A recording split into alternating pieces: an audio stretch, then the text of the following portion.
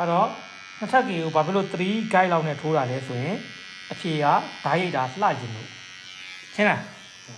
ဒီကတိုပြီးပြောင်းသွားရင်ဓာတ်ရိပ်ရပေါ်မလားမပေါ်တော့ရင်နှစ်ထပ်ကြီးကမလှသူခံစားတယ်အခု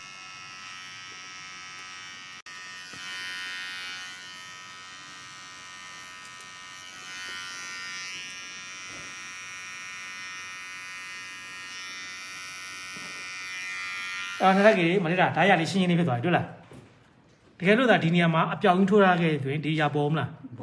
မပေါ်တော့ဘူးဒါဆိုရင်နှစ်ထပ်ကြီးကမလှဘူးမလှသလိုခံစားရတယ်ဒါပေမဲ့ဒီလိုမျိုးဓာတ်ရမပေါ်တာကိုလည်းကြိုက်တဲ့လူလည်းရှိတယ်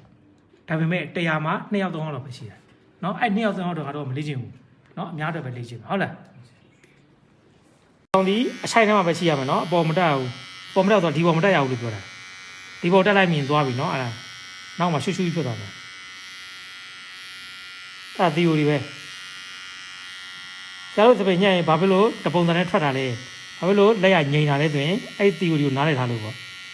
ဘယ်ဒီပဲသွားမယ်ဆိုတော့ဟာကိုသိထားတာ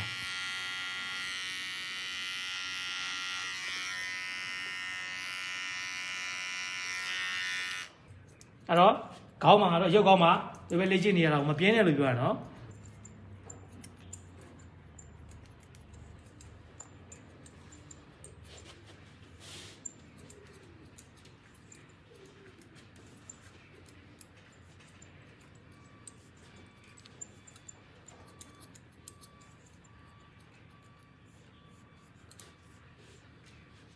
โอเค